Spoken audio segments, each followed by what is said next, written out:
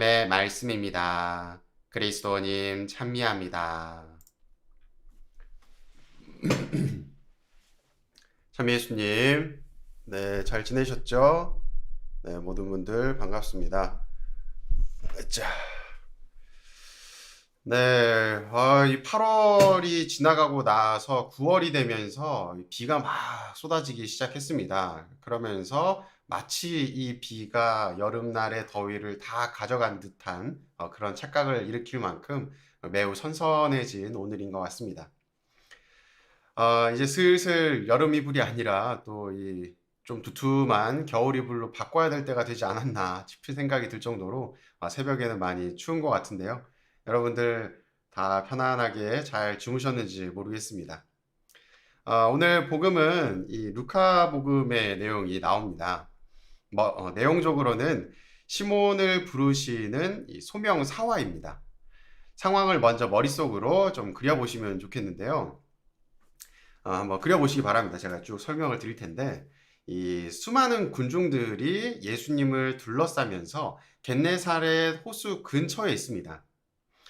예수님은 수많은 사람들에게 둘러싸여 있었기 때문에 말을 하는 것도 또 한 걸음 내딛는 것도 매우 어려운 그런 상황이었습니다. 이때 주변을 살펴보니 물고기를 낚는 무리가 보입니다. 시몬과 안드레아 그리고 제베데오의 두 아들이 타고 있는 배였습니다. 예수님께서는 시몬에게 다가가셔서 이야기합니다. 무태서 조금 저 나가달라고. 그리고 그 배 위에 앉아서 사람들과 거리를 두고 가르침을 주고 계십니다. 이때 시몬과 안드레아는 어디에 있었을까요? 바로 예수님과 같은 배 위에 있었습니다.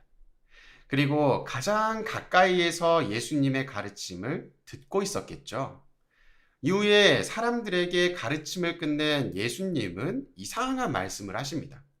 그냥 감사하다고 이야기하고 다시 갈 길을 가시면 되는데 굳이 이런 말씀을 하시죠. 깊은 데로 저어 나가서 그물을 내려 고기를 잡아라. 사실 이 말씀은 예수님께서 시몬을 시험해 보시는 말씀이었습니다. 자신과 함께할 만큼 믿음이 있는지를 시험하신 것이죠. 여기에 대해서 시몬은 이렇게 답변합니다. 스승님, 저희가 밤새도록 애썼지만 한 마리도 잡지 못했습니다. 그러나 스승님의 말씀대로 제가 그물을 내리겠습니다.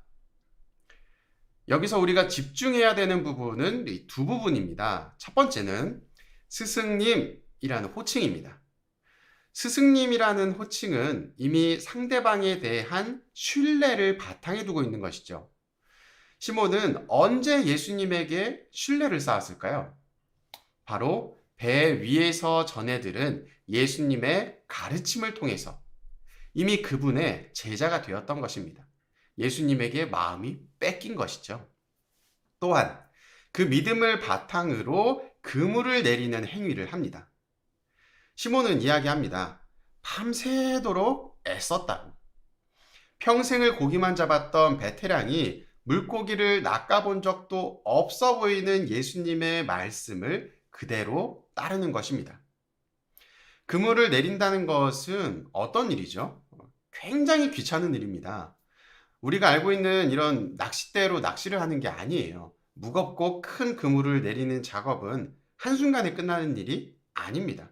심지어 그물을 한번 던졌다가 다 걷어들였다는 것은 이미 정리도 어느 정도 끝났다는 거예요. 그런데 시몬은 예수님의 말씀을 듣고 실행에 옮깁니다. 결과는 어땠죠? 시몬과 안드레아 그리고 야고보와 요한은 깜짝 놀랍니다. 자신의 생각으로는 있을 수 없는 일이 일어났기 때문이죠. 밤새도록 물고기를 잡으려고 자신들의 모든 노하우를 동원해서 이 물질을 했지만 결국은 한 마리도 잡지 못했는데 예수님의 이 낚시라고는 어부 생활이라고는 물고기를 낚아본 적이 단 한 번도 없어 보이는 그분의 말씀에 따라서 그물을 던졌더니 자신들이 쌓아놓았던 그 노하우를 넘어서는 결과를 얻게 되었던 것이죠. 그리고 이 예수님은 그 두려워하고 있는 그들을 이제 진정시키십니다. 그리고 한마디 던지시죠. 나를 따라라. 그리고 그들은 배를 버려둔 채 예수님을 따르는 선택을 하게 됩니다. 조금 다른 이야기일 수 있는데 여러분도 혹시 영화 좋아하시나요? 저는 이 히어로물이나 좀 약간 이렇게 공상 SF 같은 이런 영화를 좋아하는데 예전에 봤던 영화 중에 이 가타카라고 하는 영화가 있습니다. 혹시 들어보셨나요?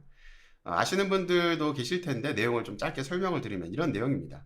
이 발전한 미래 사회에는 이 어떤 병이 발생할지 그리고 얼마나 뛰어난 인간이 될지 이미 태어나는 순간에 파악할 수 있는 기술이 있었습니다. 그리고 또 유전자 조작을 통해서 병이 없는 완전한 인간을 만들 수 있는 사회가 되었다는 설정입니다. 그런 사회에서 이 두 형제가 있었는데 한 명은 유전자 조작을 통해서 태어난 완전한 아이이고 다른 하나는 자연 분만을 통해서 태어난 이 불완전한 그냥 우리와 똑같은 아이입니다. 어떤 병에 걸릴 수도 있고 죽을 위험에 놓일 수도 있는 그러한 아이. 이 형제는 어릴 때부터 한 가지 내기를 했는데 바로 바다에 나가서 지칠 때까지 수영을 해서 가장 멀리 간 사람이 이기는 그런 내기였습니다. 결과는 어땠을까요? 매번 유전자 조작을 한 완전한 인간이 이겼습니다. 시간이 흘러서 성인이 된 주인공은 꿈을 이루고 싶어 합니다. 그 꿈은 우주 비행사였습니다. 그런데 우주 비행사는 이 흠없는 인간만이 될 수가 있었어요. 하지만 주인공은 완전하지 않았기 때문에 매번 그 입출입하는 공간 안에서 이 혈액 검사를 하는데 거기 그때마다 그냥 걸리는 거예요. 그래서 이제 완전한 인간의 그 피를 사다가 여기다 붙여가지고 그 테스트를 이제 통과하는 그런 꼼수를 썼었습니다. 그러다가 자신의 형에게 이 사실이 발각이 되고 주인공은 이야기합니다. 우리 내기를 하자. 내가 이기면 눈 감아달라. 라고 하는 내기를 이제 하게 되는 것이죠. 그리고 어린 시절 해왔던 바다 수영을 시작을 합니다. 결과는 어땠을까요? 여러분들이 짐작하시는 것처럼 태어나서 처음으로 이 불완전한 인간이 이 주인공이 이기게 됩니다. 그리고 완전한 인간이었던 형이 물어봅니다. 어떻게 이럴 수가 있냐? 거기에 주인공이 이렇게 답변을 합니다. 형은 다시 할게요. 형은 돌아갈 힘을 남겼지만 나는 되돌아갈 힘을 남기지 않았어.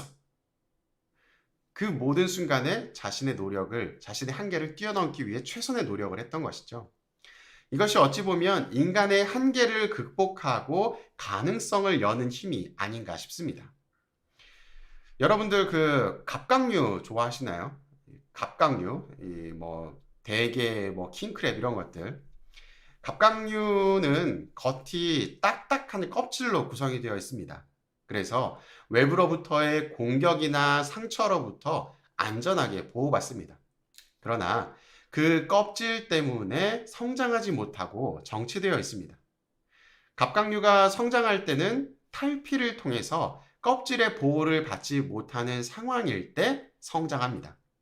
그리고 또다시 부드러운 껍질이 딱딱한 껍질이 되면서 스스로의 성장을 막게 되죠.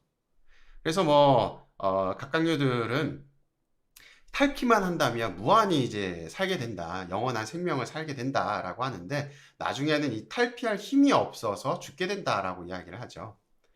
우리가 성장하기 위해서는 나를 지키고 있는 이 딱딱한 껍질을 벗어 던질 때 가능합니다.